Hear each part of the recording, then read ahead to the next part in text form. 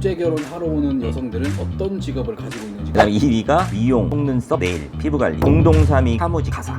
1위가 안녕하세요 실장님. 안녕하세요. 용PD 오랜만. 지난번에 국제 결혼하러 오는 여성들이 좋아하는 한국 남성의 직업에 대해 알아봤는데, 그치. 그러면 오늘은 국제 결혼하러 오는 여성들은 어떤 직업을 가지고 있는지 궁금해요. 국제결혼 하려고 하는 여성들의 어떤 직업들을 가지고 결혼하러 오는지 한번 같이 조사를 한번 해보자고. 일단 국제결혼하러 오시는 남성분들이 주로 외모를 많이 보시는 건 사실이야. 하지만 외모는 선천적인 거라면 직업은 후천적인. 그래서 과학에서도 후천적인 환경에 의해서 사람들의 성격이나 이런 게 충분히 바뀔 수 있기 때문에 이 직업은 반드시 알아보고 가는 게 좋아. 용PD가 생각할 때 베트남에서 국제결혼하러 오시는 분들 중에 가장 많은 직업들의 1위, 3위는 어떤 직업들이 있을지 한번 생각해 보겠어? 저는 일단 베트남 하면은 그런 영상들이 생각나요. 어떤 여자? 여자들이 밭에서 농사하고 있는 맞아 그런 맞아. 장면. 맞아 그래서 맞아. 1위 농업종사자, 2위 근로자, 3위 사무직. 실제로 많이 있어. 많이 있는데 일단은 정확한 순위를 알아보기 전에 대표적으로 한 7가지 정도의 많은 직업들이 있는데 7가지 직업들의 특징을 간단하게 한번 살펴보도록 할게. 첫 번째가 아까 말했듯이 농업이나 어업에 종사하시는 분들, 흔히 말하는 1차 산업이라고 하지. 요즘은 이쪽에 젊은 사람들이 이 농업이나 어업을 종사하려고 하는 사람들이 예전 우리나라처럼 좀 줄어들고 있어. 우리나라도 많이 줄어들었잖아. 결혼하려고 오는 여성들 중에 농업이나 어업에 종사하고 있는 베트남 여성들 사실 그렇게 많지가 않아. 이따가 100명의 표본을 가지고 그 중에 농업 종사자가 얼마나 있는지 알려줄 거야. 하지만 많지는 않다. 이렇게 보면 되고. 두 번째가 이제 서비스업.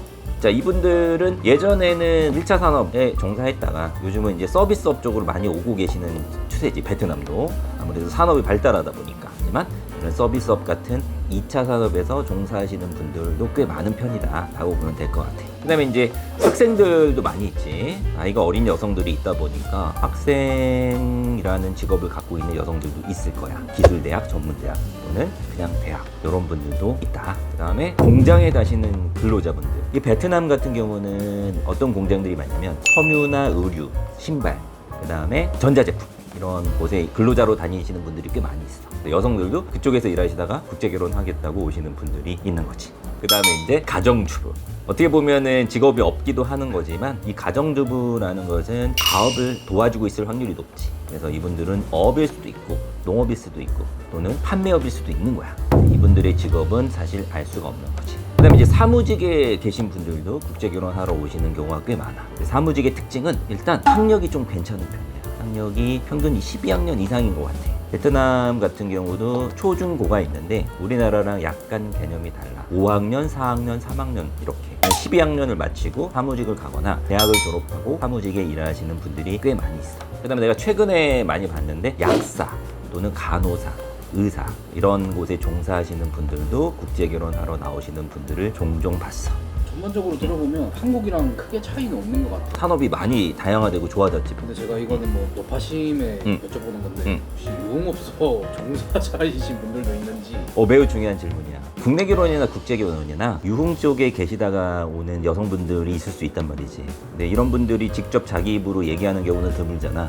나 유흥업소에 있었습니다 라고. 그래서 이런 분들을 직접 밝혀내기는 사실 쉽지가 않아. 피하는 방법을 알려드리고 싶어. 내가 이런 쪽에 좀 민감하다 하시는 남성분들 계시단 말이지. 이런 쪽에서 일하다 오신 여성분들을 피하고 싶다 하면 방법을 한 2가지 정도 내가 알려드릴게. 첫 번째 방법은 이 여성의 직업이 뭐 A 직업이라고 쳐보자. 이 A 직업은 돈을 한 요 정도 버는데 실제로 하는 생활이나 이런 게 되게 화려하신 분들이 계셔. 버는 돈은 비해서 이거 화려하다? 그러면 어떻게 생각하면 되지? 씀씀이가 너무 크거나 돈을 쉽게 벌었을 가능성이 있다는 거지. 그러면 이런 여성들은 피하면 되는 거야.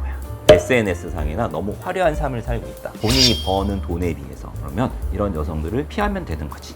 두 번째 방법은 그렇게 좋은 방법은 아니야. 근데 정말 나는 이 여성과 데이트를 하고 있는데 의심이 된다라고 했을 때는 그 여성이 일하는 직장에 같이 한번 놀러 가보는 거야.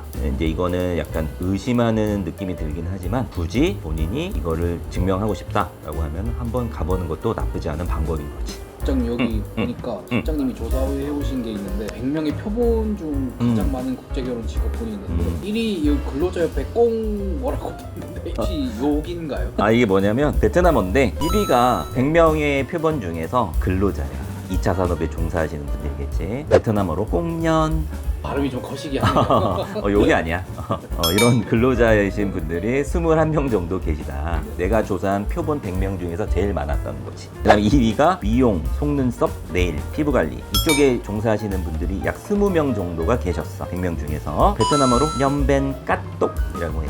그 다음에 이제 사무직으로 가볼게. 사무직에 계시는 분들, 회계, 경리, 사무직에 계시는 분들 다 합쳐서 11명 정도 돼. 사무직, 념벤, 꼼띠. 그 다음에 가사. 가사는 특정 직업을 알기가 힘들지.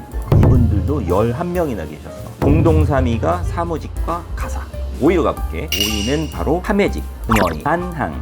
요게 10명이나 있었어. 그 다음에 6위가 상담 접수원. 이게 6명 정도 계셨고, 그다음 7위가 마트나 식당에서 일하시는 분이 4명. 8위로 가볼게. 운영하시는 분이 계셔. 운영 사장님 3분 정도 계셨는데 100명 중에서 베트남어로 짬덕. 조그만 가게 사장님 같은 경우는 쭈. 그다음에 커피숍이나 웨딩숍에서 하시는 분들이 9인데 2분씩 계셨어. 념벤, 완카페, 커피숍 직원. 그다음에 웨딩숍 직원, 결혼회사 직원들이지. 념벤, 꼼띠, 깨톤. 그래서 2분씩 커피숍 직원 2분, 웨딩숍에서 일하는 분 2분. 이제 마지막 11위. 이분들은 다 한 분씩 계셨어. 간호사, 이따, 대학생, 쓴비엔, 농부, 농전 한 분, 선생님, 자오비엔 한 분, 통역사, 통직. 그 다음에 콘텐츠를 제작하시는 분, 유튜버 한 분 계셨고, 그 다음에 인테리어, 직업이 되게 다양하지. 그 다음에 재단사, 더마이, 그 다음에 바텐더, 연벤 빠제. 너무 어지러워요. 미안해. 이렇게 해서 100명의 표본을 조사해 봤습니다. 실장님 오늘 좋은 주제로 베트남어도 이렇게 어렵지만 좀 배워봤는데 재밌게 잘 들었어요. 베트남어 배우는 순간 어려움이 시작되는구나 딱 느껴지지. 네. 근데 뭐 직업 같은 거 보면은 뭐 우리나라랑 딱히 뭐 다르진 않은 것 같아요. 맞죠? 베트남도 이제 소득 수준이 올라오고 있기 때문에 어떻게 보면 이제 우리나라랑 비슷한 처지로 가지 않나 싶어. 더 늦추지 말고 그래도 우리나라가 아직은 소득적으로 경제적으로 우위에 있을 때 빨리 국제 결혼을 하시는 게 낫지 않나 싶어. 그리고 오늘 조사한 100명의 이 직업군은 항상 100%는 아니야. 최근에 내가 올라온 여성분들을 내가 조사해 본 거야. 여기 보면 약사가 빠져 있잖아. 변화할 수 있다. 참고 정도로만 봐주시면 좋을 것 같습니다. 자, 그러면 오늘도 시청해 주셔서 감사하고요. 우리 대한민국 남성들 좋은 결혼할 수 있도록 파이팅!